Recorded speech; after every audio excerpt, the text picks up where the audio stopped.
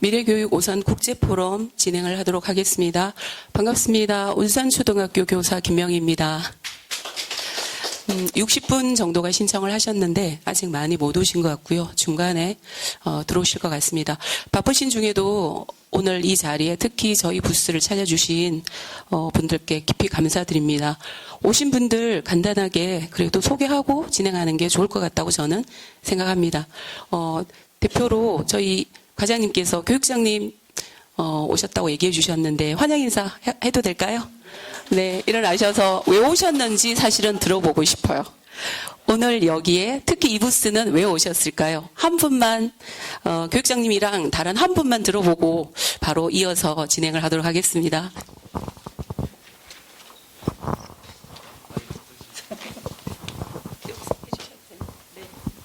저는 좀 연수를 참관하러 왔는데 또 얘기하라고 하니까 좀 쑥스럽네요. 예. 구리남양주교육지원청 교육장 김주창입니다. 요즘에 뭐 4차 산업혁명, 그다음에 미래교육 이런 얘기들이 좀 많이 나와서 책도 좀 몇 가지 읽어봤지만 이렇게 썩 이렇게 좀 봐서 닿는 게 없다. 약간 좀 추상적인 것들이 많아서 좀 오늘 여기 오면 구체적으로 미래 교육에 대해서 어떻게 준비하고 있고 뭐를 얘기를 하고 있고 좀 연구한 분 좀 우리 어디야 교육 지금 경기도 우리 교육연구원에 좀 근무하시는 분이 좀 하신다고 하길래 구체적으로 어떤 것들이 뭐가 있을까 해서 궁금해서 하시러 왔습니다. 그래서 오늘 좀 많이 배우고 가겠습니다. 감사합니다. 교육연구원에 계시는 조윤정 연구위원님의 연구 결과가 궁금하다라고 말씀해 주셨고요. 한 분만 더 듣고 저희가 발표하는 주제랑 궁금해하시는 거랑 얼마나 일치할까? 저는 그게 궁금하거든요. 한 분만 더 가까이 오니까 겁나시죠? 네, 눈을 안 맞추십니다. 네, 안녕하세요. 저는 그 교육 기업에서 이제 일을 하고 있는데요. 그냥 오산시가 되게 교육으로 좀 유명한 것 같더라고요. 그래서 이거를 우연히 보다가 와서 이제 전반적으로 오산에 어떤 교육을 하고 있는지도 좀 궁금했고, 이제 사실 저 연구원이 3명이 왔는데 좀 흩어져서 보고 있어요. 그래서 근데 되게 재미있을 것 같아요. 어떤 미래 교육이 어떻게 되고 있는지 오산에서. 네, 감사합니다. 교육 쪽은 맞아요. 근데 공교육 쪽이 아니고, 능률 땡땡에서 3분이나 오셨는데, 3분이 같이 왔고, 흩어져서 이 부스에 오셨다고 합니다. 오늘 저희가 들려드리는 이야기는 방금 교육장님이 얘기하신 어쩌면 구체적, 실천적, 희망을 볼 수도 있는 이야기라고 생각을 하고 있습니다. 오늘 발제를 맡아주실 분 소개를 드리도록 하겠습니다. 경기교육연구원에 계시는 조윤정 연구위원님 소개드리겠습니다. 박수 쳐주시면 감사하겠습니다. 다음은 울산초등학교에 근무하고 있습니다. 연구부장 배순정 선생님이십니다. 오산형 미래학교 꿈꾸기라고 타이틀을 붙여보았습니다. 오산에 있는 울산초등학교이고요. 문을 열어놔야 되겠군요.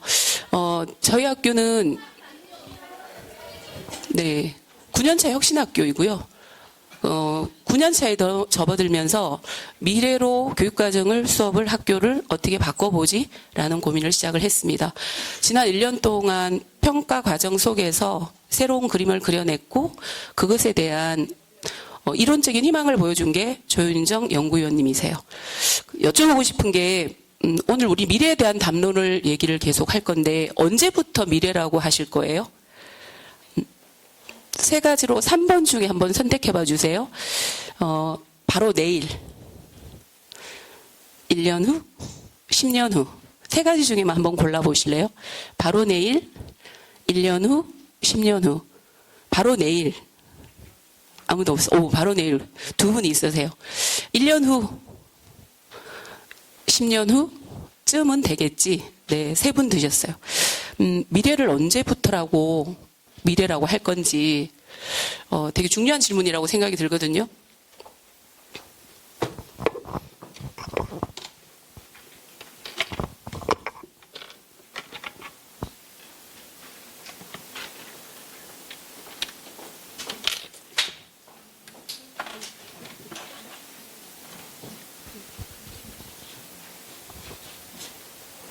네.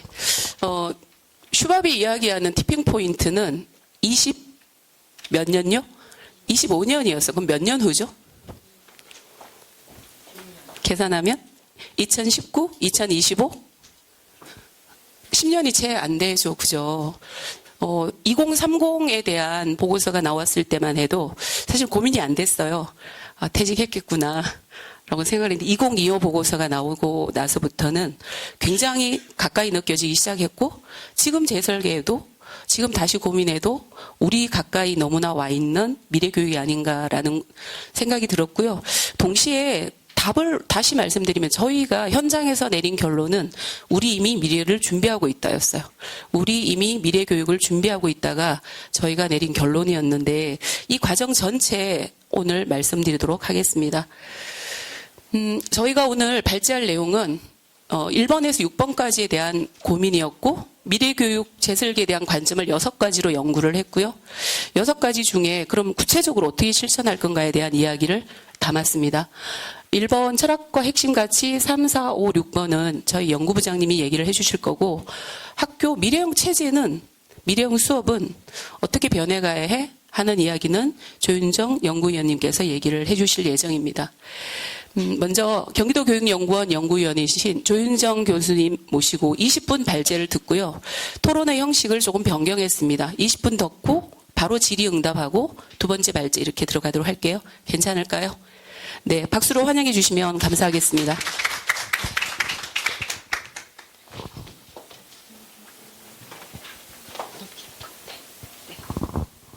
네, 반갑습니다. 저는 경기도 네, 교육연구원에 있는 조윤정입니다. 다른 많은 세션이 있는데 여기 찾아와 주셔서 감사드리고 또 교육장님께서 또 이제 경기도 교육연구원에서 한 연구를 듣고 싶다 그러니까 되게 이제 좀 부담이 되네요. 근데 이제 좀 더 구체적인 사례는 뒤에 있는 배순정 선생님께서 이제 해주실 거고요. 저는 조금 더 포괄적인 내용을 좀 말씀을 드리도록 하겠습니다.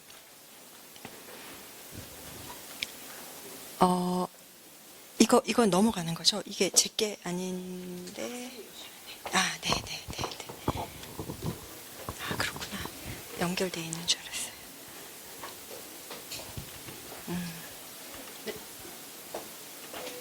현재. 네. 아, 네. 네, 제가 오늘 이제 말씀드릴 내용은 미래 교육이 어떤 방향으로 우리가 좀 이제 지향을 해야 될 것인지, 그리고 거기에서 이제 시간이 짧다 보니까 이제 미래학교 체제 중에서도 학습자 중심 학습 아니면 학습자 주도 교육 과정을 중심으로 이제 간단하게 말씀을 드리도록 하겠습니다. 아까 이제 사회자분이 미래 사회에 대한 이제 얘기를 이제 미래가 언제일까 얘기를 많이 하셨고, 이제 저도 이제 오늘 말씀드리는 내용이 2017년에 연구했던 것들을 좀 위주로 이제 말씀을 드리는데, 미래 시점이 언제일까 고민을 되게 많이 했었어요. 그래서 보통 이제 교육 쪽에 관련된 보고서에서는 2030 얘기를 많이 했고, 저는 2030이 너무 짧은 좀 시점인 것 같아서 2035년을 상정하고 했었어요. 그렇게 연구를 했는데 제가 놀라웠던 건 뭐냐면, 그래서 저는 여기에서 학습자 주도 교육과정이 좀 이렇게 실천되는 데에는 그래도 한 10년 정도는 걸리지 않을까 이렇게 생각을 했거든요. 근데 이미 그것을 이제 오산에 계시는 선생님들뿐만 아니라 혁신학교에 계시는 선생님들이 이걸 고민을 하고 계셨고, 아마 오늘 이제 배순정 선생님께서 실천하셨던 내용을 얘기를 하실 것 같아요. 그래서 제가 이걸 보면서 미래라고 하는 게 우리의 노력에 따라서 빨리 당겨질 수도 있고, 교육계에 계시는 분들 아니면 이게 정말 실현 불가능한 그냥 우리 그냥 꿈꿔보는 그냥 뭐 얘기에 그칠 수도 있고, 그래서 그런 것들은 교육 실천하시는 분들에게 이제 달려 있다라는 이제 생각이 드는데, 저는 일단 2035년을 상정을 하고 연구를 했고요. 미래 하면은 어떤 생각들이 떠오르시나요? 보통 미래 이러면 요즘 워낙 미래에 대한 얘기들이 많잖아요. 네. 네, 불확실하고 또 이제 보통 뭐 인공지능, 예, 인공지능 얘기도 많이 하고 있죠. 그래서 인공지능 얘기를 하면 이제 여기 소피아라고 해가지고 인간과 굉장히 흡사한 외모고, 이제 요즘 그런 얘기도 많이 하고 있어요. 이제 인공지능이 인간을 능가할 것이다. 이런 얘기도 이제 많이 하고 있는데, 이제 인공지능 얘기를 하면서 이제 로봇이 다 대체할 것이다. 이런 얘기를 많이 하죠. 그래서 지금 이미 이제, 가장 로봇으로 많이 대체한 나라가 전 세계 중에 어느 나라일까요? 모든 이제 그런 노동과 관련된 것들을 로봇으로 많이 대체한 나라가 1위가 한국이에요. 그래서 우리는 그냥 유럽이나 뭐 미국이 많을 거라고 생각하지만 한국이고, 그래서 이제 앞으로는 로봇이 뭐 이제 정신 노동까지, 여기 보면 베스트셀러 작가까지 된다라고 하고 있잖아요. 그리고 교사도 이제 인공지능이 할 것이다. 이런 얘기도 많이 나오고 있어요. 그래서 초등학생 대상으로 설문을 했더니, 나는, 그, 로봇 선생님이 가르치셔도 괜찮다라고 대답한 아이들의 숫자가 몇 프로 정도 될까요? 초등학교 6학년 대상으로 2년 전에 설문조사를 했어요. 70요? 네, 49%. 저는 그거 보고도 굉장히 놀랐거든요. 그랬는데, 그 정도로 이제, 교사도 로봇이 대체할 수 있지 않을까? 이제 이런 얘기들을 이제 많이 하고 있는 거죠. 그러면서, 이제 로봇이 모든 것들을 대체하다 보니까, 요즘 이제 사교육 시장에서는 그런 얘기를 많이 하죠. 이제 우리 아이들은 일자리가 없어집니다. 그래서 코딩 교육 하셔야 됩니다. 이렇게, 그죠?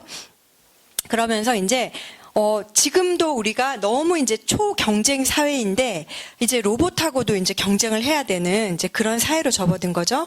그래서 이제 여기 그 2015년에 미래창조과학부에서 10년 후에 중대한 10대 이슈 보면은, 우리가 꿈꾸는 미래하고는 다르게 학력 중심 경쟁적 교육이 더 심화될 거다. 이제 이런 얘기를 하고 있어요. 그래서 이제 이런 것들은 이제 로봇이 일자리를 빼앗아 가니까 우리 일자리가 없어질 거고, 그래서 더 경쟁이 심화될 것이다 라는 생각 때문에 이제 이런 전망들을 하고 있는 거죠.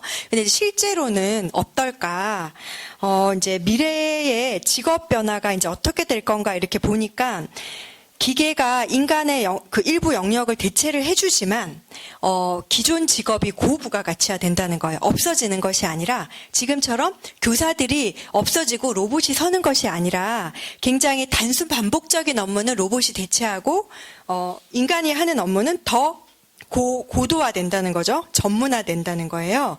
이제 이렇게 일자리가 바뀌어 간다는 거고, 그래서 지금은 이제 이걸 보여드리는 이유는 앞으로의 미래 사회는 참 예측하기 힘들다는 거예요. 저희가 어릴 때에는 한 30년 뒤에 좋은 직업이, 제가 어릴 때 좋은 직업으로 꼽혔던 직업이 제가 성인이 됐을 때도 여전히 같았어요. 하지만 지금 아이들은 그렇지 않겠죠. 그리고 크리에이터가 그렇게 초등학생들이 가장 선호하는 직업이 될 줄은 저희가 전혀 생각을 못했죠. 그래서 이제 앞으로는 지금도 이제 10년 전에 전혀 없었던 이런 직업들이 있고, 앞으로 미래 사회에도 굉장히 많은 융합적인 그런 직업들이 이제 많이 생겨날 거라고 합니다.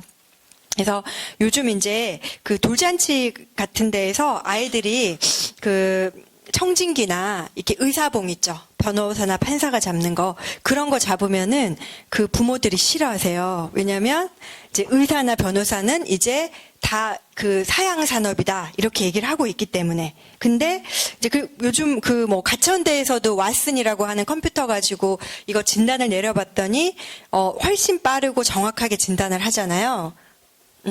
그런데 이제 그 앞으로 이제 전망하기로는 그런 일들은 로봇이 맡기고, 인간은 조금 더 수술이라든지, 예를 들면 의사라면 그런 본연의 업무에 집중한다는 거죠. 교사를 예를 들면 교사도 아까 말씀드린 것처럼 없어지는 것이 아니라 더 전문화된 역할을 해야 된다는 거예요. 교사도. 그래서 이제 이렇게 우리의 그 직업 세계가 바뀌고 있고, 우리 교육이라고 하는 게 앞으로 미래 사회 변화나, 물론 우리가 교육이 사회 변화를 주도하면 좋겠지만, 반드시 서로 이제 그 영향을 주고받는데, 앞으로의 직업 세계라든지 미래 사회 변화에 따라서 교육도 이제 영향을 받기 때문에 이제 이런 것들 한번 이제 살펴봤고요. 그래서 이거 그림 혹시 보신 적 있으시죠? 여기 뭘까요? 이제 고양이가 있고 옆에는 뭐예요? 카라멜 아이스크림이에요. 예, 그런데 우리는 다 구분하시죠? 근데 AI는 구분을 못해요. 이거를 구분을 못하고, 그 다음에 이것도, 예, 치아와하고 초코 머핀이거든요. 이것도 인공지능은 구분을 못한다는 거죠. 그래서 우리가 너무나 이제 AI 인공지능의 모든 것들을 다 점령할 거야라고 하면서 아이들을 그 굉장히 그런 뭐 코딩이라든지 이런 쪽으로 이제 막 몰아가고 있는데 그렇지 않다는 거고요. 그러니까 인간은 굉장히 직관적으로 우리가 통찰력을 가지고 하고 있는 그런 부분들이 있는데 그런 것들은 AI가 대체를 못한다는 거죠. 그래서 그 파란 자율주행차가 커다란 이제 트럭에 파란색 색깔이 칠해져 있고 거기에 구름이 그려져 있었는데 사고가 났어요. 그 이제 인공지능이 사회에 기여할 수 있는 인간을 그 그러니까 인재상으로 많이 제시를 하고 있는데 이제 그렇게 우리가 아이를 키워야 되고 학교가 그런 이제 민주적인 실천의 장이 될 수 있도록 학교의 개념 자체가 좀 이제 바뀌는 거죠. 그리고 교사나 여기 이제 많이 아시는 하그리브즈 이제 제사의 길에 보면 학생이 굉장히 이제 많이 참여하게 돼 있고요. 학생뿐만 아니라 대중이나 지역사회도 많이 참여하면서 그렇게 이제 함께 만들어가는 학교로 이제 변화를 한다는 거예요. 그래서 제가 이제 미래 사회에 대한 앞으로의 그런 흐름과 그 다음에 이제 미래 교육에 있어서 우리가 이제 그 가는 방향 이런 것들을 보고서 제가 이제 연구해서 앞으로 그 미래 교육에서 우리가 어떤 모습을 우리가 상상해야 될까 이제 이 생각을 많이 했고 아까 이제 기조 연설에서도 그 얘기를 했어요. 이제 미래 교육에서 아이들이 자기 미래를 만들어갈 수 있는 아이로 키워야 된다 얘기를 했는데 저도 이제 같은 생각이었고 그렇게 아이들이 굉장히 이제 그 불확실성이 커지고 우리가 예측할 수 없는 그런 변화 속에서도 굉장히 적응을 잘해서 헤쳐나갈 수 있는 힘을 키워주려면 어떻게 해야 될까? 이제 그런 것들을 고민하면서 이제 저희 연구진에서 이렇게 이제 4가지를 미래 교육에서 우리가 실천해야 될 그런 지향점으로 했어요. 그래서 그 중에서도 가장 중요한 것이 배움에서 학습자들이 얼마나 주도성을 가질 것인가. 왜냐하면 아이들이 학습을 할 때부터 학습이라고 하는 게 꼭 공부만 하는 건 아니지만 모든 과정에서 아이들이 주도성과 뭐 자율성, 능동성 이런 것들을 갖추지 않으면 앞으로 미래 사회를 이끌어갈 그런 이제 주도적인 주체로서 설 수가 없기 때문에 이것을 가장 이제 중요한 원칙으로 얘기를 했고 이제 삶과 연계된 학습도 우리가 이제 아까도 이제 그 얘기가 나왔어요. 이걸 왜 배워야 되지? 그 얘기를 하잖아요. 내 삶과 이게 어떤 영향이 있는지를 잘 연결을 시켜줄 수 있는 그런 공부가 되어야 될 것 같고 또 이제 학교에서만 배우지 않는다는 거죠. 이거는 이제 너무나 많이 얘기하고 있어요. 넘나들면서 배워야 되는 이제 그런 방향으로 우리가 이제 가는 거고 그 다음에 이제 앞으로의 교육 격차가 굉장히 심화될 거라는 그 전망들이 굉장히 많아요. 그래서 어떻게 하면 이 교육 격차를 줄여줄 것인지 이 4가지를 중심으로 우리가 미래 교육을 생각할 때 이 4가지를 어떻게 하면 실천할 수 있을까를 가지고 고민을 해야겠다라는 것들을 이제 얘기를 했습니다. 그래서 각각 짧게 보시면 지금 이제 학교가 너무나 그냥 주입식 교육이다 보니까 아이들이 좀 이제 이분은 학교 교육이 막 공제가 있다라고 얘기를 했는데 아이들이 학습 본성을 회복할 수 있도록 할 필요가 있다라는 얘기를 했고요. 이렇게 바뀔 수밖에 없는 이유가 제가 얼마 전에도 이제 기사를 봤어요. 요즘 디지털 세대들을 디지털 Z 세대라고 하는 거 아시죠? 그래서 얘네들은 이제 제로 텍스트라고 얘기를 해요. 얘네들은 이제 글을 통해서 배우는 것이 아니고 요즘 아이들은 다 TV 안 보는 거 아시죠? 다 유튜브를 봐요. 그래서 그렇게 짧은 동영상을 통해서 모든 정보를 받아들인다는 거죠. 텍스트를 보지 않아요. 제로 텍스트라고 얘기하는데 그래서 이 학자가 뭐라고 얘기했냐면 이 Z세대에서 따와서 자피엔스라고 얘기를 해서 얘네들은 이제 요게 이제 그림이 저도 이제 워낙 이 ICT 뭐 이런 거에 정보 이런 쪽에 약해서 그런데 요거 사진이 보면은 선생님은 막 이렇게 가리키고 있는데 아이들은 막 검색하면서 보고 있는 사진이에요. 그래서 기존의 방식으로 가르치게 되면 이제 학교는 설 자리가 없게 될 수도 있어요. 학교가 없어질 수도 있다는 거죠. 그래서 요즘 아이들은 굉장히 막 많은 것들을 멀티태스킹을 하고 이렇게 순차적으로 배우는 것이 아니고 이런 아이콘을 통해서 이미지나 동영상을 통해서 배운다는 거죠. 그래서 기존과 같은 방식으로 아이들한테 가르쳐 주기는 참 힘들고 우리가 이제 아이들이 스스로 그리고 이제는 뭐가 중요하고 덜 중요한지를 알 수가 없어요. 선생님들이 그거를 결정해서 해줄 수가 없고 아이들이 그런 것들을 선택해서 자기 삶에 있어서 필요한 것들을 이렇게 흡수를 하면서 이제 가는 시대라는 거죠. 그래서 배움에서 아이들이 주체성을 가질 수 있도록 해줘야 되고 그러려면 특히 교사들은 아이들은 얘네들이 뭘 할 수 있겠어 하는 이 생각 자체를 좀 버리실 필요가 있겠다. 그리고 아까 제가 삶과 연계된 학습에 대한 얘기도 이제 말씀을 드렸어요. 이게 배우는 것이 내 삶과 어떤 연관이 있는지를 알 수 있도록 해야 될 필요가 있고 요즘 많이 얘기하고 있는 지금 다른 세션에서도 말교육 공동체 얘기가 나오고 있는데 그 부분하고도 관련이 있는 거죠. 그래서 그 부분이고요. 그 다음에 이제는 학교에서만 배우지 않는다는 거예요. 예, 넘나들면서 많이 이제 꿈의 학교에서도 배우고 유튜브에서 굉장히 이 아이에게 의미 있는 학습이 이루어졌다 이런 것들도 있을 수 있는 거죠. 그래서 지금 요즘 학습 생태계라는 말 많이 들어보셨을 텐데 이렇게 배움의 장이 굉장히 많이 확장이 되면서 학교 안에서만 배우지 않고 굉장히 이제 다양하게 아이들이 배움이 이루어지고 있다라는 거고요. 마지막으로는 이제 우리가 형평성을 교육 격차가 굉장히 심해지기 때문에 형평성을 갖춰줘야 되는데 제가 올해 보편적 학습 설계 이제 원리에 대해서 연구를 하고 있어요. 그래서 저희는 지금 뭐냐면 딱 표준적인 교육과정이나 그런 지식을 딱 제공을 하고 무조건 따라와 이거였잖아요. 이제는 그게 아니라 각각의 아이들에 맞춰서 수업이 달라진다는 거예요. 맞춤형으로. 그래서 이것들을 이렇게 보편적 학습 설계라든지 이런 것들을 하는 이유는 뭐냐면 모든 아이들이 자기 학습에서 소외되지 않고 성공할 수 있도록 그 성공이라고 하는 게 공부를 잘하는 것이 아니라 자기의 잠재성을 발휘할 수 있도록 하는 잠재 능력을 발휘할 수 있도록 하는 것이라는 거죠. 그래서 요렇게 이제 4가지를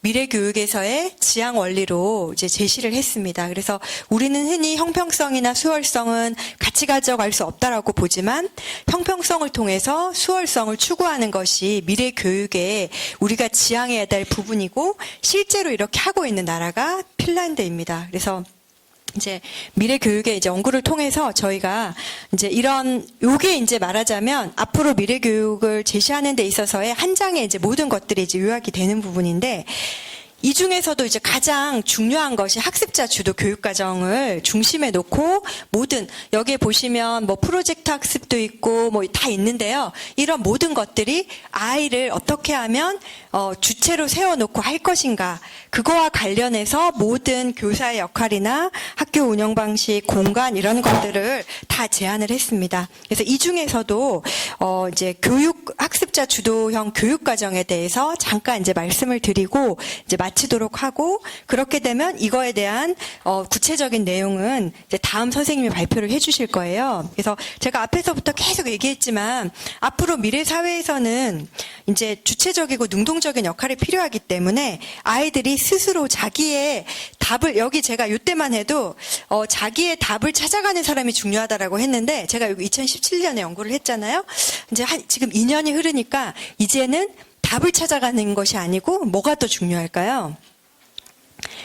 스스로 좋은 질문을 할 수 있는 사람. 예, 사실은 어떻게 하면 이 아이로부터 좋은 질문을 할 수 있게 할까? 이게 저는 좋은 교육의 핵심이라고 생각해요. 그렇게 아이들을 키우기 위해서 우리가 학습자 주도 학습이 필요하고 이게 또 가능한 것이 지금 또 테크놀로지가 굉장히 많이 발달이 됐기 때문에 또 가능한 그런 환경이 많이 갖추어지고 있습니다. 그래서 학습자 주도 학습이라고 하는 것이 굉장히 조금 이제 생소하실 수도 있는데 그냥 쉽게 이제 보시면 아이들이 계획도 계획도 세우고 학습 내용이나 이런 것들도 다 이제 그 해서 평가까지 하는 거고요. 이제 지금 학습자 주도 학습에 대해서 또 오해도 많아요. 그냥 자기 하고 싶은 대로 다 하는 게 학습자 주도 학습인가? 그렇진 않습니다. 그래서 교사 역할이 굉장히 중요하고 얘의 삶에 있어서의 굉장히 의미가 있는 것들로 학습을 할 수 있도록 가도록 또 교사가 그렇게 도와줄 필요가 있습니다. 그래서 이제 요 진행 과정은 아마 나중에 발표해 주시는 분 내용에서 나오실 수도 있을 것 같아요. 그래서 아까 얘기했던 것처럼 계획도 세우고 이제 방법도 해서 평가까지 하는데 실제로 이제 제가 이게 강의를 했는데 어디 전라도에 가서 제가 강의를 했었어요. 한두 달 전에. 근데 실제로 그 전라도 되게 이제 저 어디 끝에 있는데 거기에서도 화순인데 이렇게 하셨다고 하시더라고요. 그래서 이미 저는 이제 연구를 통해서 제시를 했지만 학교 현장에서는 이런 방향으로 이미 이제 가고 있는 이제 그런 활동들이 많이 이루어지고 있고 오늘 이제 발표해 주실 사례도 그런 것 같아요. 그래서 학습자 주도 학습이라고 하는 게 이제 이렇게 보시면 학습자 중심 교육에서 학습자 주도 학습으로 이렇게 넘어가는 그 연장선상에 있고요. 지금 이게 너무 생소하시면 아이들에게 조금 더 주도성을 또 좀 더 주도록 하는 것이라고 생각을 하시면 될 것 같아요. 그래서 제가 연구할 때 학습자 주도 학습에 대한 연구를 할 때 이제 실제로 몽실학교라고 이제 들어보셨을 거예요. 여기 유튜브에도 이제 있는데 여기에서 하고 있는 것들을 보고 실제로 학습자 주도 학습이 가능하구나라는 것들을 제가 이제 알 수 있었고요. 그 다음에 이제 거꾸로 캠퍼스도 요것도 한번 유튜브에 보시면 거의 몽실학교하고 같이 이루어지고 있는데 이제 요 거꾸로 캠퍼스도 이제 그렇게 그런 이제 그 학습을 했어요. 그래서 거기에 계신 선생님이 어떤 얘기를 했냐면 교사가 쏟아내듯이 강의하는 것보다도 질문과 답변을 통해서 스스로 유도할 때 더 다양한 지식이 쌓인다라고 해서 학습자 주도 학습이 왜 필요한지를 이분이 이제 이런 얘기를 해주셨습니다. 네, 그래서 여기 마지막 하나 더 이제 있고 마지막 슬라이드인데 예, 학습자 주도성에 대해서는 그냥 뭐 저희 연구나 제 개인적으로 하는 얘기가 아니라 이제 OECD에서도 이제 올해 말에 요거 이제 확정본을 얘기를 할 건데 여기에서도 보시면 학습자 주도성 되게 강조하고 있어요. 그래서 학습자가 주도할 수 있는 교육으로 가야 되고 이런 새로운 가치를 창출하고 굉장히 변화에 적응할 수 있는 역량을 키워주는 걸로 아이들을 키우는 게 교육의 역할이다라고 얘기를 하고 있고 그거를 위해서 이렇게 학습 생태계 아까 얘기를 했잖아요. 이런 다양한 분들의 그 학습 생태계 속에서 아이들이 주도성을 키워가는 것이 미래 교육의 모습이다라고 생각을 해주시면 될 것 같습니다. 그래서 결론은 뭐냐면 앞으로 제가 그 앞에서 말씀드렸지만 앞으로는 사람 냄새가 나는 직업이 되게 중요하고 그러다 보니까 아이들의 주도성이나 능동성, 새로운 가치를 만드는 능력이 중요하다. 그래서 이렇게 하기 위해서는 학습자 주도 학습이 필요하다는 거죠. 근데 학습자 주도 학습이 그냥 하고 싶은 대로 놔두는 것이 아니고 개인적인 의미를 발굴하고 삶의 목적을 탐구하는 것이 되어야 되고 또 그냥 이것이 그냥 우리가 보통 역량 중심 교육하면서 지식의 수준이 낮아졌다고 하는데 그게 아니라 그런 이해 수준도 공통의 그 수준에 도달할 수 있도록 하는 것이 필요하다라는 것이 결론입니다. 시간이 너무 짧아서 빨리 얘기를 했는데 제 발표는 여기서 마치도록 하겠습니다. 네. 발표해 주셔서 감사합니다. 혹시 질문 있으신 분 지금 바로 연결해서 시간이 굉장히 짧아서 짧은 토론 네. 바로 연결을 할 거거든요. 질문 있으시면 해주시겠어요?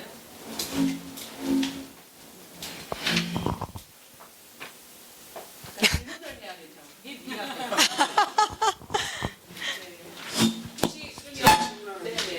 네. 몽실학교 말씀하셨잖아요. 네네네. 현재 정규 교육에서는 사실 어렵잖아요. 네. 그러면은 몽실학교가 미래 교육의 방향이라고 생각하시는 거예요?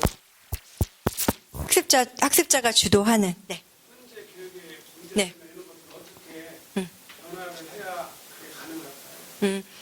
현재 그러니까 학습자가 주도할 수 있는 그런 것들이 그러니까 교육 과정이 일단은 그러니까 국가 수준 교육 과정으로 딱 지금 정해져 있는 거에서 벗어나야 될 것 같고요.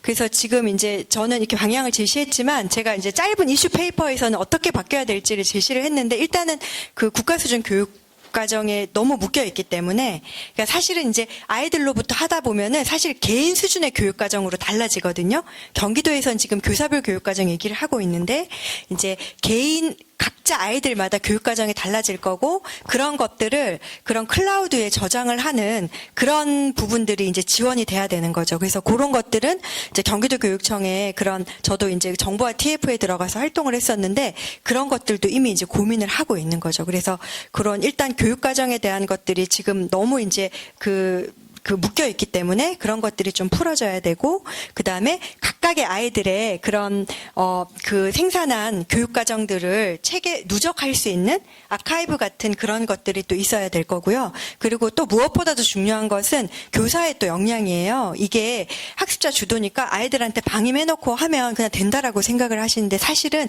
굉장히 어렵거든요. 이렇게 그리고 더 중요한 거는 아이들의 주도성이 살아나지 않기 때문에 그것들을 살릴 수 있도록 학교 문화나 이런 것들이 제반 사항들이 많이 바뀌어야 돼요. 그래서 이제 지금 앞서서 이제 하고 있는 학교들은 이제 그런 것들을 같이 고려하면서 이렇게 실천하고 있는 그런 학교들도 있고요. 그래서 제가 이렇게 얘기하면서 지금 당장 학습자 주도 학습을 당장 하세요라고 하는 것이 아니고 조금 더 아이들의 주도성을 끌어낼 수 있도록 수업에서 선생님이 그런 기회를 좀 더 많이 주거나 만약에 수업에서 힘들면 비교과라든지 동아리 활동들을 통해서 그런 것들을 이끌어주는 거에서부터 시작을 하면 좋을 것 같습니다.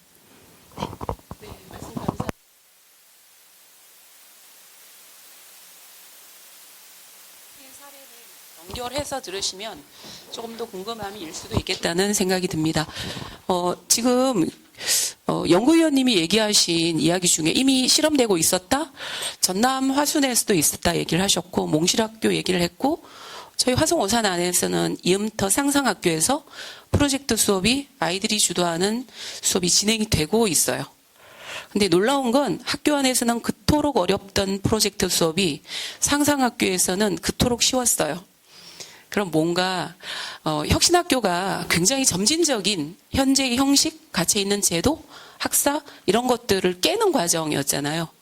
그렇다면 미래학교는 저희는 좀 더 파괴적인 변화, 그리고 지금은 있는 것들을 좀 더 빨리 깨뜨려 가는 것.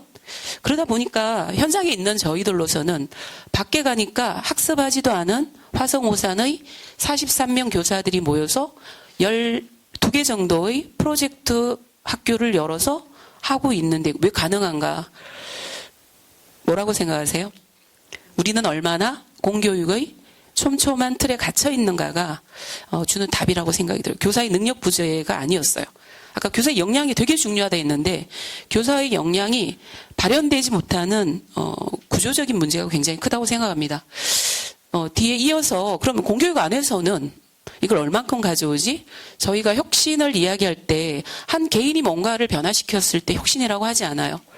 그 학교 전체가 무언가를 실천할 때 변화가 일어났다? 혁신되었다라고 얘기를 하거든요. 동시대 미래학교 화순에도 있었고 화성 오산에 이음터 상상학교도 있고 몽실학교에도 있어요. 근데 우리 그걸 보고 미래학교가 실현되었어? 새로운 모델이 만들어졌으라고 얘기하지 않거든요. 이유는 우리 모두가 공유하고 실천하는 지점이 만들어지지 않았기 때문이죠. 오산이 이 미래 교육에 관한 국제 포럼을 통해서 사실 5년 후에 오산시 전체의 학교가 어떤 모습을 가질까에 대해서는 굉장히 사실은 기대가 됩니다. 저희가 미래형 학교를 설계해내는 이 시스템은 사실은 8년 정도 이미 정착된 시스템이에요. 이미 미래를 준비했고 미래의 내용이 지난 11월부터 시작했는데 3월에 교육과정 속에 나오고 있거든요. 지속가능한 교육과정 시스템이 정착되었죠. 저희 안에서 개발되어져서 사실은 전국으로 확산되어지고 있는 로드맵입니다. 굉장히 유의미하고 제가 아까 내일도 미래입니까? 라고 여쭤봤었는데 내일도 미래이고 5년이 더 미래이고 미래는 이미 와 있다. 시작하고 있다. 또한 우리의 교육과정은 아마 고이지 않을 거라고 생각하는 이유가 이 시스템에 근거를 하고 있습니다. 11월부터 매년 2월까지 2단계가 끝나고 지난주에 저희 안에서 개방 공유하는 컨퍼런스가 있었고요. 관내에 85명의 스님들이 오셔서 저희 수업을 나누고 축제처럼 즐겼어요. 혹시 선생님 손 한번 들어봐 주시겠어요? 아쉽죠. 교사가 올 수 없는 이 포럼의 구조의 한계입니다. 수업이 우리에게 수업을 나누고 개방하는 문화가 축제일 수 있는가? 그렇다라고 얘기를 하는 이유가 긴 호흡의 수업을 나누고 얘기하고 아까 성찰에 대한 얘기도 하셨거든요. 이 속에 같이 들어있는 과정입니다. 저희가 설계한 핵심 질문은 1번에서 5번까지였어요. 세상이 이렇게 변할 거야. 그래서 우리는 이렇게 살아야 돼가 아니고 이렇게 변해가는 IT 기반, 인공지능 기반 사회에서 우리는 어떤 세상을 만들어야 하지? 라고 뒤집어 생각해야 된다고 생각합니다. 끌려가는 게 아니고 종속된 게 아니고 우리가 조금 더 주체적으로 바라보면서 세상이 이렇게 변할 건데 그럼 우리는 그런 세상을 어떻게 만들어야지? 어떤 가치가 미래 사회를 지배하도록 넘쳐나도록 얘기를 해야 되지?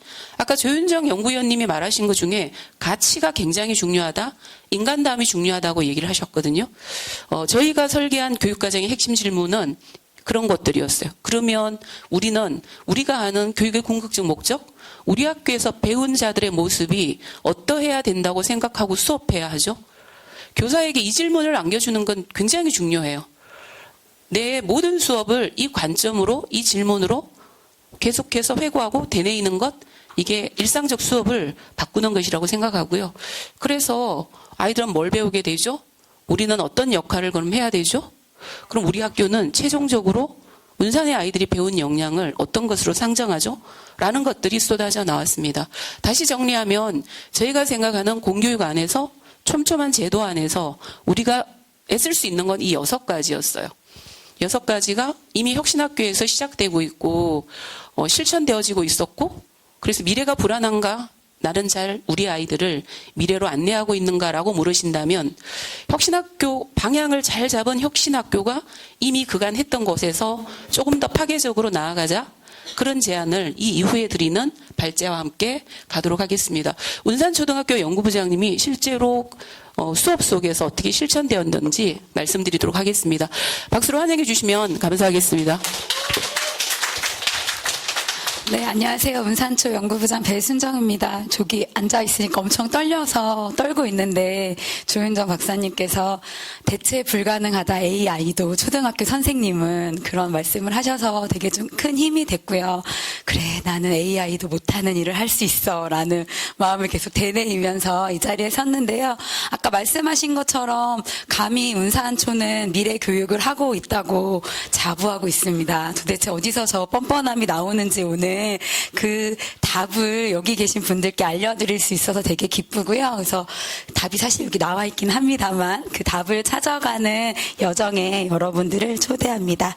네, 먼저 저희가 시작하고 싶은 건 프로젝트 수업으로 좀 얘기를 시작하고 싶고요. 그래서 어떻게 저런 미래 교육을 하고 있다고 자신 있게 말할 수 있는지, 그게 가능하게 했던 기반은 무엇인지 아래로 점점 과거로 떠나는 미래 교육을 얘기하면서 그걸 가능하게 했던 과거에 어떤 일들이 있었는지 과거로 떠나는 시간 여행을 하면서 미래 교육을 한번 살펴보도록 할 건데요. 아마 오늘 이 자리에 오실 때 보신 건 프로젝트 중에서도 공간혁신 프로젝트라는 제목을 보시고 많은 분들이 오셨을 것 같아요. 그래서 저희가 실제로 학교에서 하고 있는 프로젝트 학습은 굉장히 많이 있습니다. 아까 미래교육의 수업도 많이 프로젝트 방식으로 바뀐다고 했는데 한 혁신학교 시작할 때부터 프로젝트는 1년에 4개씩은 하자라고 해서 선생님들이 이제 하나하나 더 늘려서 거의 8개의 프로젝트를 하는 학년도 있고요. 이렇게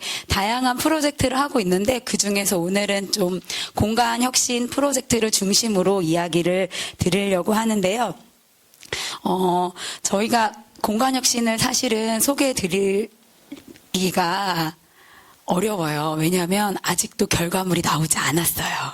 그런데 어떤 결과가 나올지도 모르겠고 아이들이 어떤 곳을 선택할지도 모르겠거든요. 그렇지만 지금 수업은 진행 중에 있고요. 그러면서도 저 안에 드는 확신은 이 수업이 굉장히 성공적일 거고 아이들은 그 안에서 성장할 거라고 믿고 있는데 그 원인은 뭐냐면 저희가 이렇게 진행이 되고 있거든요. 되게 불확실한 미래라고 하셨잖아요. 아이들이 어떤 공간을 바꾸고 싶을지 저희가 정해놓고 시작을 할 수가 없는 거예요.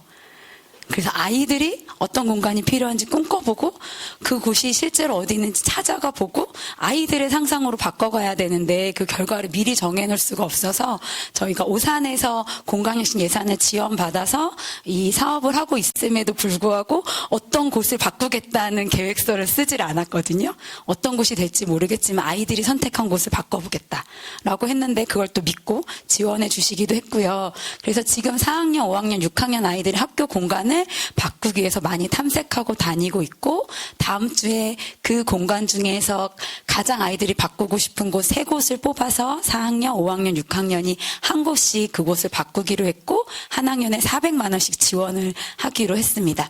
그리고 재능 기부를 해주시는 건축 자문단님들이 또 흔쾌히 아이들이 원한다면 만나셔서 너네가 꿈꾸는 거 이건 현실 가능하고 이건 안 되니까 다르게 바꿀 수 있어 이런 아이디어를 좀 주시기로 했고요. 그리고 나면 그 우리의 상상이 이제 현실이 될 거고 이제 한 연말이 돼서야 여기 여러분들께 그 결과물을 좀 나눠드릴 수 있을 것 같은데요. 이런 것들이 가능하게 하는 것들이 뭘까? 도대체 뭘 믿고 어떤 공간을 바꿀지도 정하지도 않고 이 일을 추진했을까를 생각했을 때 사실 저는 학급에서 학년에서 지금 어떤 일들이 일어나는지는 모르고 있거든요. 4, 5, 6학년이 이렇게 하기로 부장단에서 전체 전학공에서 얘기한 것들을 조율하는 역할만 제가 하고 있어요.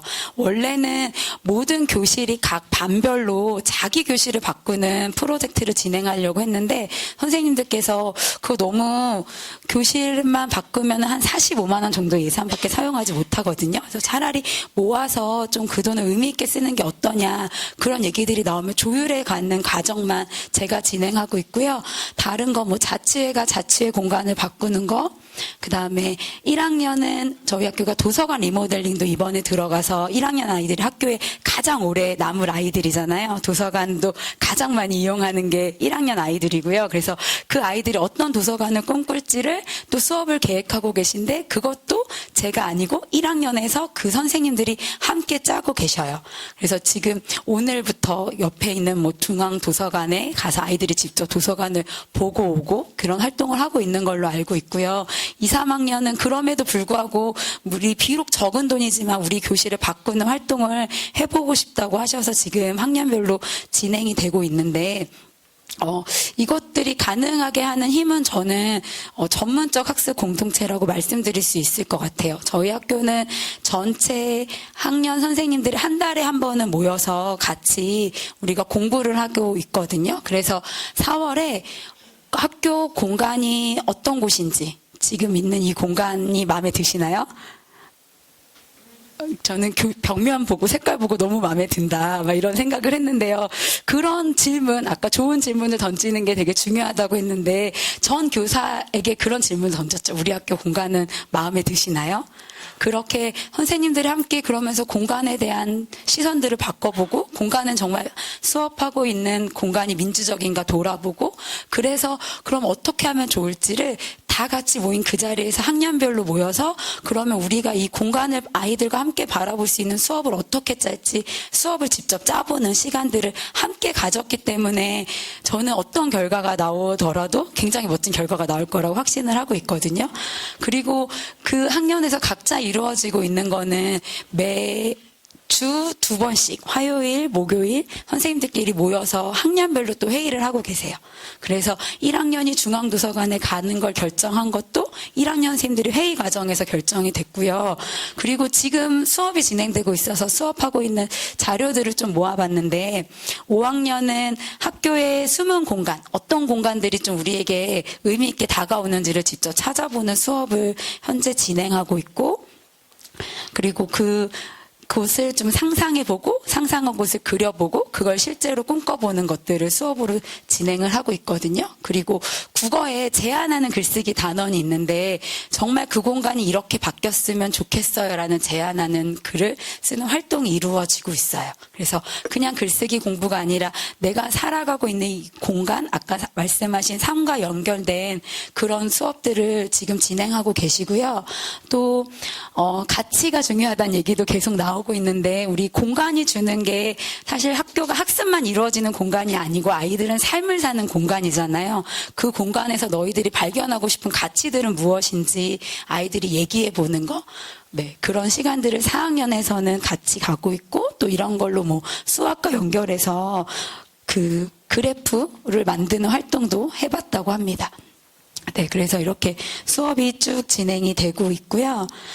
아이들이 직접 사진기를 들고 사진을 찍으러 가기도 하고, 또 6학년 아이들 같은 경우는 좀 학교 공간을 비판적으로 바라볼 수 있게 우리 학교 공간에 문제점이 있는 곳은 어디인지를 카메라를 들고 직접 사진을 찍으러 다니는 활동들을 하고 있는데, 이런 수업들이 매력적이셔서 학교로 돌아가셔서 여기 많이 안 계신다고 하셨지만 그것들을 추진해 보려고 했을 때 저는 되게 큰 난관에 부딪힐 거라고 생각이 돼요. 왜냐하면 이 수업을 하기까지는 많은 선생님들이 저희 학교 선생님들이 매주 2번씩 모여서 회의하고 고민하고 질문을 던졌던 어떻게 하면 아이들이 공간을 바라보게 할 수 있지? 어떤 질문을 던질까라는 고민이 가능했기 때문에 가능하다는 생각이 듭니다. 그래서 아까 말씀하신 조윤정 선생님 이야기를 듣고 학교 선생님들이 좀 다 같이 고민하면서 정말 수업의 주도성을 학생들에게 돌리자라는 그 첫 시도, 공교육에서 해볼 수 있는 첫 시도가 저희는 공간 혁신 프로젝트였거든요. 아이들이 이 수업에서 주인이 돼서 교사가 정해주는 공간이 아니고 교사가 정해주는 방식이 아닌 너희들이 꿈꾸는 곳을 너희들이 원하는 방식으로 한번 바꿔보자. 근데 되게 많은 교사들은 이렇게 발품을 팔아야 돼요. 아이들이 원하면 찾아봐 줘야 되고, 뭐 주문하면 재료를 알아봐 줘야 되고, 그런 일들이 좀 필요하긴 하지만 그 안에서 아이들이 충분히 의견을 들어주고 아이들이 선택할 수 있게 해주고 그럴 때 아이들이 참여도 많이 일어나고 아이들이 굉장히 동기화되는 모습들을 볼 때 아이들뿐만 아니라 선생님들도 효능감을 느끼는 그런 프로젝트가 있었고요. 그 교실이라는 공간, 학교라는 공간이 삶과 연결됐다는 그런 거, 그리고 그 교실 안에서만 학습이 이루어지는 게 아니라 학교의 다양한 공간까지, 나아가서는 뭐 지역에 있는 도서관까지도 학습의 공간이 확장되는 그런 프로젝트를 진행했었고요. 뭐 오늘은 준비하지 않았지만 학습자 주도 프로젝트가 이렇게 공간 혁신뿐만 아니라 새롭게 시도해 본 게 한 가지가 더 있는데 탐구 과학 축제를 진행을 했습니다. 그래서 왜 과학 맨 앞 단원은 늘 과학자의 탐구 자세에 대해서 배우는 단원이 나오는데 아이들이 정말 과학자처럼 내가 탐구하고 싶은 주제를 탐구해 볼 수 있게 주제를 아이들이 선택하고 그거에 필요한 실험들도 아이들이 계획하고 그래서 내가 배운 것들 아이들과 나누는 것들도 수업으로 진행해 봤었는데 자세한 과정은 이따 종합토론에 오시면 또 이야기를 들으실 수 있으니까 관심 있으시면 토론까지 와주시면 좋을 것 같고요. 네, 그렇게 해서 이렇게 공간혁신 프로젝트, 과학탐구 과학축제, 그리고 또 아까 굉장히 많은 프로젝트가 진행되고 있다고 했는데 프로젝트 활동 자체도 되게 의미는 있거든요. 근데 선생님들께서 좀 느끼시기에 좀 어떤 것들을 느꼈냐면 교과서 외에 선생님들이 만든 더 좋은 교과서로 교사 주도의 프로젝트가 이루어지고 있는 건 아닌가라는 고민이 저희 안에 좀 들기 시작하면서 너무 좋은 주제로 아이들의 어떤 다양한 역량을 키우기 위한 프로젝트지만 그 안에서 아이들이 조금 더 주체화될 수 있는 영역을 조금씩 넓혀보자라는 얘기들을 해서 지금 현재 운산초에서 진행되고 있는 학습자 주도의 수업은 이렇게 3가지로 진행이 되고 있고요. 아까 말씀하신 대로 이런 것들이 가능하게 된 건 우리가 수업을 어떻게 바라봐야 될까라는 관점을 모으는 과정이 있었던 것 같고요. 이것들을 언제 모았냐면 아까 저희가 11월 말부터 전 교사가 모여서 우리 어떻게 학교를 나아갈까? 아이들이 무엇을 길렀으면 좋겠냐라는 얘기들을 했을 때 아이들이 좀 자기 삶에서 스스로 공부하는 능력을 길렀으면 좋겠다라는 얘기들을 했고요. 진짜 지식이 아닌 지혜가 필요하다고 하셨는데 단순 지식이 아닌 아이들에게 길러줄 수 있는 역량은 어떤 것들이 있을지를 추출하는 그 과정이 밑바탕이 됐기 때문에 가능하다고 생각을 하는데요. 그래서 저희가 뽑은 아이들에게 좀 아이들이 가졌으면 하는 지혜, 가졌으면 하는 힘, 그 중에 하나가 자기주도적 학습력이었고 그 능력을 키우려면 기초 기본 학습이 탄탄하고 거기에 아이들이 뭔가 주도적으로 프로젝트를 경험해보고 그래서 깊이 있게 배우는 게 가능할 때 가능하겠다라는 얘기들을 되게 오랜 시간 11월부터 12월 막 3주 되게 늦은 시간까지 얘기를 했던 기억이 나고요. 이것뿐만 아니라 다른 역량들도 한 9가지 정도로 저희 운산초는 잡아봤어요. 그래서 이번에 학교 현관에 주체적 삶, 공동체적 삶, 공감적 삶이 이렇게 새로 이렇게 쫙 바뀌었는데 파란 바탕에 흰색 글씨여가지고 너무 그 이미지가 삭막하게 느껴지긴 했지만 되게 담긴 가치는 너무 아름다웠거든요. 이런 것들을 담아서 아이들이 미래 사회에 정말 필요한 힘이 뭘까? 라는 고민 안에서 이루어진 이런 역량들이었고요. 각각의 역량에 따라서 어떤 활동들이 의미 있을까라는 얘기들도 굉장히 이렇게 오래 진지하게 했었습니다. 그래서 간단하게 좀 설명만 드리면 아이들이 좀 주체적으로 살았으면 좋겠어서 자기 또 건강관리도 하고 기본적인 생활 습관, 학습 습관도 기르고 스스로 공부해서 깊이 있게 배우고 나에 대한 자존감을 좀 높이는 교육들을 좀 하자라는 합의를 했었고요. 그리고 아이들이 인공지능은 하지 못하는 그런 공감적인 감성적인 능력을 기르기 위한 생태교육, 그다음에 문화예술교육, 서로 공감하고 이해하는 교육을 하자라는 합의도 했었고 마지막으로 우리가 함께 살아가는 그 교육 격차가 점점 더 깊어질 거라고 하는데 그때 우리가 함께 살아가려면 어떤 것들이 필요할까? 같이 팀으로 학습하고 토의하고 토론하고 서로 의사소통하고 갈등이 있을 땐 그거를 해결하고 그리고 그 일에 적극적으로 참여하고 책임질 수 있고 나아가서 공공선에도 기여할 수 있는 정말 아름다운 학교지 않습니까? 그런 아이들을 상상하면서 교육 계획을 세웠던 것 같습니다. 되게 많은 활동을 할 것 같고 그러면 이게 진짜 선생님들이 하느냐 하세요. 왜냐하면 이거를 짜는 과정에 그 선생님들이 참여했기 때문에 하시거든요. 그 좋은 질문을 아까 좋은 질문이라는 말씀이 저의 안에는 되게 꽂혔는데 이런 교육 주체적인 학습자가 주체적으로 서는 교육이 가능하게 하는 힘은 교사가 주체적으로 좋은 질문을 던질 수 있는 여건이 조성되는가에 좀 달려 있는 것 같아요. 저희는 그런 것들이 받쳐진 것 같고 그래서 탄생한 운산초의 비전은 나다운 나 공감하는 우리 꿈이 있는 공동체를 꿈꾸고 있습니다. 네, 이것들이 가능하게 되는 정답이라고 저는 생각하는데요. 우리가 꿈꾸고 미래를 바라보는 그런 교육들이 가능한 건 문화와 시스템이라는 생각이 들고요. 저는 그 문화가 지금 여기에서 우리가 일하는 방식이라는 정의에 굉장히 감동을 좀 받았는데요. 지금 그곳에서 선생님들이 일하는 방식은 어떤 방식이신지 교사가 아이들이 주체적인 삶으로 서게 좀 도와주고 계신지 삶과 연관된 모습들을 하고 계신지 그런 것들이 가능하려면 시스템이 구축이 되어 있어야 한다고 생각하고 그 구축된 시스템이 저는 전문적 학습 공동체 모든 조직들이 학습이 가능하도록 조직되는 것 에서 바탕이 된다고 생각하고요. 그 안에서 함께 연구하고 함께 실천하고 또 실천한 것들을 나눌 때 더욱더 성장이 가능하다는 생각이 들었습니다. 네, 그래서 그것들을 위해서 사실 받쳐줘야 될 것들이 굉장히 많이 있기는 해요. 행정 업무도 경감돼야 되고 인사나 시스템도 학년 부장님들이 학년 안에서 회의를 이끌어가는 굉장히 중요한 키를 갖고 계시기 때문에 학년 부장님도 굉장히 잘 뽑아야 되고요.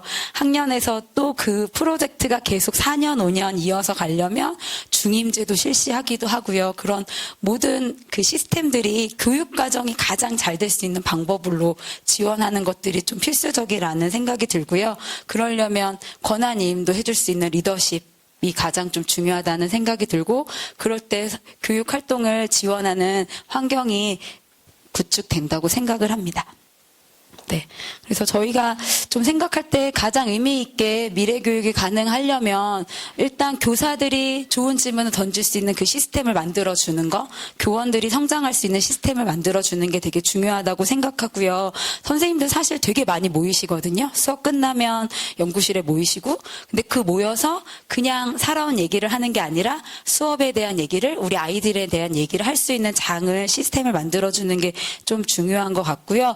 매달 원래 회의도 하거든요. 그때 그냥 의견을 전달하는 것들이 아니라 원래 안에서 오늘 있었던 그 공간 프로젝트가 어떻게 진행되고 있었는지 그것들을 나누는 장이 되기도 하고, 어떤 선생님이 뭐 배운 공책을 굉장히 잘 쓰고 계시다면 그런 거에 대한 이야기를 듣는 시간이 되기도 하고, 그래서 모임을 자체를 선생님들이 공부하고 성장하고 좋은 질문을 던질 수 있는 장으로 만드는 게 굉장히 의미 있는 시간들이라고 생각을 하고요.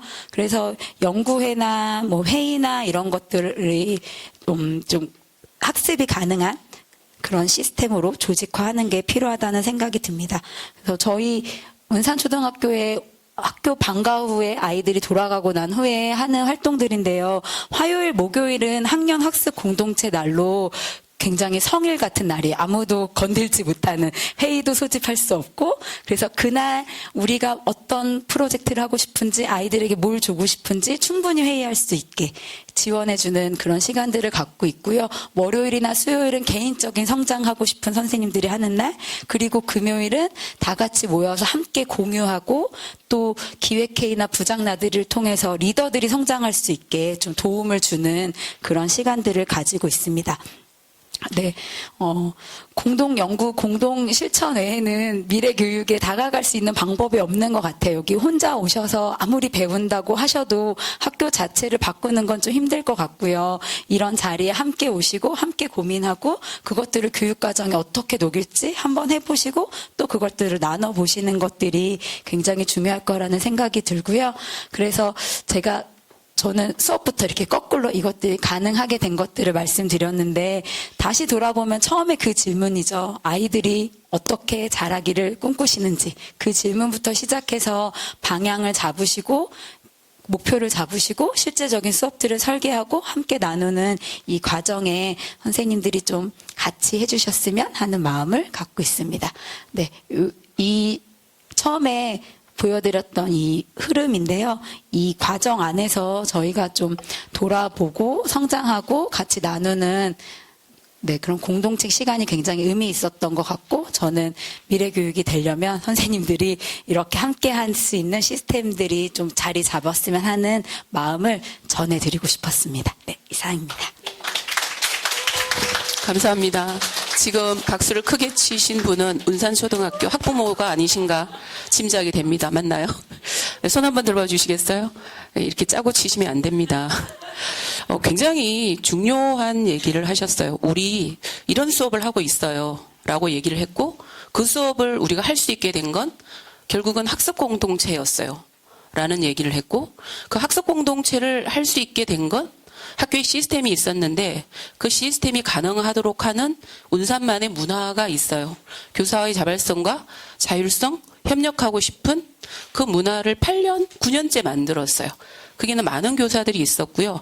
그럼 우리 학교는 왜 지속 가능한가라고 여쭤보시면, 아까 왔던 저 과정들에 다른 학교 선생님들이 처음 왔을 때 보이는 반응은 어떠세요? 나도 저렇게 살아보고 싶다? 라는 퍼센트가 되게 높아졌어요. 그래서 찾아오는 교사들이, 함께하는 교사들이, 학교마다 왜 폭탄 학년이 있잖아요. 우리 학교만 있나요? 있잖아요. 우리 다 아는 진실이잖아요. 폭탄 학년이 있는데 그 폭탄 학년에 올해 멀리 안양에서 새로 선생님이 한 분 들어오셨어요. 굉장히 고민해서 정말로 능력 있는 분은 5학년에 다 세팅됐어요. 그게 인사예요. 누구를 위한 인사? 아이들을 위한, 교육과정을 위한 인사를 얘기하는 거죠. 그거에 대한 게 교육과정을 유지하는 근간이고, 우리는 그걸 학습 조직화의 굉장히 중요한 축으로 생각을 하는 거죠. 그런데 이 많은 교육과정을 실천하는 교사의 힘은 어디서 나오는가? 라고 여쭤보신다면, 저는 아이들의 사랑이라고 생각해요. 아이들이 바라봐주는, 믿고 지지해주는, 보내주는 사랑의 힘이 아닌가라는 생각을 개인적으로는 굉장히 많이 해요. 굉장히 사랑받는 교사일 수 있다. 그게 지속적인 공동연구와 실천을 낳는 게 아닌가, 그런 생각이 들고요. 그럼 우리 학교는, 관내 학교에서는 사랑받는 학교인가? 과장님 맞나요? 5초 늦으셨어요. 우리 학교는 굉장히 사랑받는 학교는 아닌 것 같아요. 의미 있게는 봐주시는 것 같아요. 그리고 교육지원청이 굉장히 지지해 주시는 것 같아요. 이 얘기를 드리는 이유는 학교가 이 정도의 역동성과 교사 자율성을 갖게 된 데는 긴 세월이 있었고, 그걸 믿고 기다려준 교육청이 있었고, 서포트해주는 지역교육 생태계, 오산의 생태계는 벌써 10년 전에 시작됐어요. 지역의 인적 물적 자원을 학교랑 연결해주는 이 시도는 10년 전에 있었고, 개인적으로 오늘 저녁 그 토크에서 비슷한 얘기를 할 건데, 우리 10년 동안 만들어 온 걸 이 포럼에서 얘기하는 거고, 단 우리 모두의 실천을 위해서 이제 시작하는 거다, 그런 생각을 가지고 있습니다. 혹시 이 부분에 대해서 궁금한 질의응답이 있으시면 네, 해주시기 바랍니다. 네, 마이크 드릴게요. 네, 발표 내용 좀 잘 들었습니다. 학교와 선생님들이 이렇게 조직적으로 운영한다는 것 자체가 정말 쉬운 일이 아닌데, 아마 이제 이 우수산 초등학교는 정착이 좀 된 것 같습니다. 제가 볼 때는 좀 흐뭇하고, 근데 한 가지 제가 좀 궁금한 점은, 우리 어린 아이들이 처음에 초등학교에 들어가서 요즘에 보니까 많은 학생들이 한글을 미리 배우고 들어가는 아이들이 있는 반면에 일부 학부모님들은 초등학교 들어가면 어차피 배울 건데, 아이가 배우기 싫으면 아예 안 배우고 들어가는 학교도 있더라고요, 학생들도. 그런 학생들 보니까 선생님들이 별로 신경을 안 쓴다는 거예요. 안 배우고 들어온 학생들은 이제 얼마 안 되겠지만, 직접 보니까 실제 그런데 학부형을 만나봤는데, 직접 어린 그 1학년 나이에 그 알림장? 이런 거를 칠판에 써준다는 거예요. 그럼 애는 그걸 그려와요. 그려오는데 늦게 와요, 집에를. 그 그리느라고. 그러니까 그런 아이들이 있으면 걔는 이제 그렇다고 머리가 나쁜 아이냐면 그것도 아닌데, 한글을 이제 늦게 배운 걸 뿐인데, 그런 아이가 있고, 또 하나는 그런 걸 하더라도 아이들 사이에는 그러한 인지나 이런 것들이 격차가 있어 좀 늦은 학생들이 있거든요.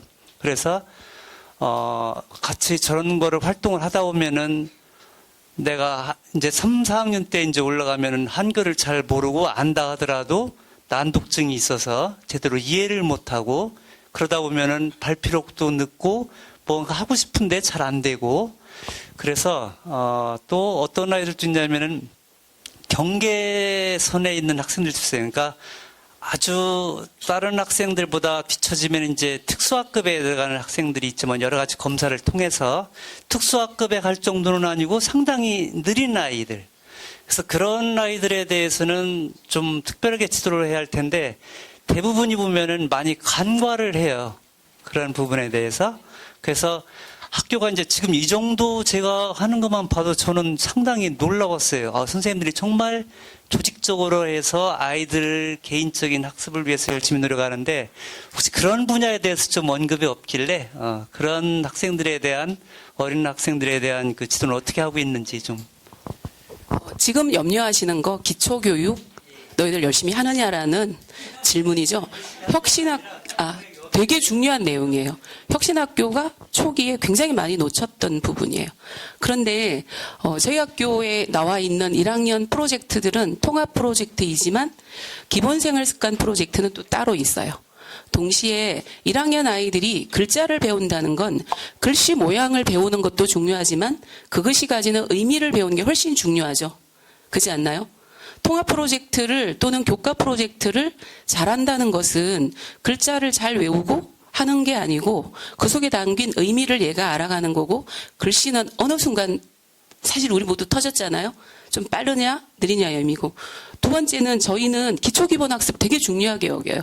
왜냐하면 공교육에 해야 될 중요한 대상은 하위 30%라고 생각해요. 하위라는 표현이 부적절하지만 어쨌든 늦게 가는 아이들을 데리고 가는 게 중요하다고 생각을 하거든요. 그래서 기초 기본 교재가 따로 다 있어요. 프로젝트를 한다고 해서 기초와 기본을 놓치는 것에 대해서 주의 또는 우리 스스로 경계 세우기를 하고 있고, 1학년은 그 부분에 조금 더 방점을 찍고 있고요. 또 하나는 저희 온작품 읽기가 굉장히 발달해 있는 학교예요. 글씨를 아는 것보다 책 속에 나와 있는 의미를 발견하는 것, 그 속에서 글씨라는 형식을 배우는 것, 이렇게 저희는 아이들이 배워가야 된다고 생각을 하고요. 말씀하신 것처럼 그 부분 중요하게 여기고 있고, 그래서 아까 기초기본교육 중요한 축으로 자리하고 있습니다. 답이 혹시 됐을까요? 네. 개별화 수업에 대한 얘기를 하시는 거죠. 개별화에 있어서 학교가 처한 사항은 다인수 학급의 학교가 24명 모두를 위한 개별화에 대한 우리나라는 인적 물적 자원이 구축돼 있나요? 아까 플랫폼 뭐 이런 얘기를 하셨는데 그럼에도 불구하고 교실 안에서는 개별화의 시도를 하고 있고 재미있는 건 프로젝트 자체가 개별활동, 팀활동이에요. 하나의 프로젝트가 획일적 모습이 아니라는 거죠. 프로젝트 안에서 아까 과학축제는 1학년 또는 3학년 예를 들어서 100명이 있으면 100명이 자기 주제를 갖고 활동을 해요. 자기가 선택한 내가 할 수 있는 내가 하고 싶은 이게 되게 중요하다고 생각이 들거든요. 개별화에 대해서 고민하고 있고요. 그게 현재의 혁신학교가 가야 될, 극복해야 될 지점이라고 생각하고 있어요. 교육장님이 말씀하신 개별화 수업이 그런데 이게 교사만의 노력으로 되는 건 아니라고 생각이 들고 교육부, 국가 차원의 또는 도교육청 차원의 그다음 지역의 협조가 필요한 부분이라고 저희는 한계는 그 부분에서 해줄 영역이 훨씬 크다고 생각하고 있어요. 혹시 또 질문이 있을까요? 한 분만 더 받고 이 자리를 오늘 네.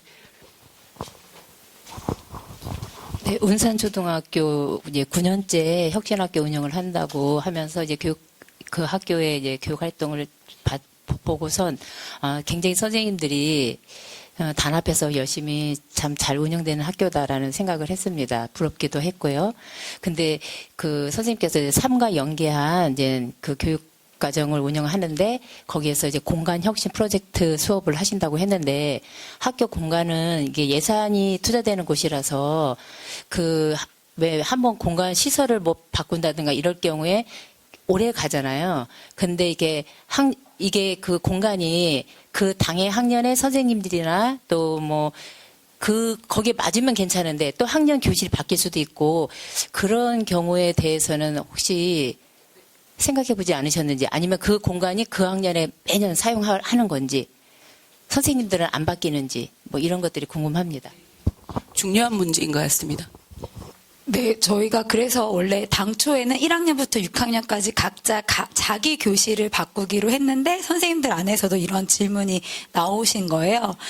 그 교육과정을 짜고 있는 중간에. 그래서, 우리가 그럴 때 나온 아이디어는 최소한의 그러면 건들지 말아야 할 곳을 합의를 하자. 라는 의견도 있었고요. 그리고 뭐 그러지 말고 그럼 교실 공간을 말고 학교 공간을 하자라는 의견이 나와서 저희가 선택한 거는 학교 공간을 선택한 것이었고 교실은 지금 2학년과 3학년만 교실 공간에 대한 고민을 하고 있는데 지금 밖에 있는 이렇게 사실 시설비를 사용을 할 수가 없거든요. 그래서 시설 자체를 바꾸는 것들은 아니고요. 공간에 대한 고민, 우리가 교실에서 휴식이 필요한데 휴식할 공간이 있는지 그 휴식의 장소를 조금이라도 만들어 보는 것, 이 정도의 차원이지 저희가 생각하는 것만큼 막 벽을 뜯어 고칠 수 있고 이런 정도 예산 지원도 되지 않고 그 돈을 그렇게 또 쓸 수도 없는 상황이고요. 근데 그런 고민을 저희가 할 때 또 찾은 해결책은 이런 거 다 샀다가 안 하면 어떡하지? 근데 이제 그게 무서워서 시도조차 못 해보는 현실에서 그렇다면 그때 뭐 샀던 것들이나 물건들을 다 연말이 끝날 때는 내놓고 다음에 또 필요한 것들이 있으면 가져가고 그런 아이디어를 또 내놓는 시간들을 저희끼리 또 충분히 협의하고 있는 중입니다. 네. 참고로 시설을 공간 혁신이라고 생각하지 않아요. 운산초의 공간 혁신은 아이들이 공간을 어떻게 활용하기를 원하지?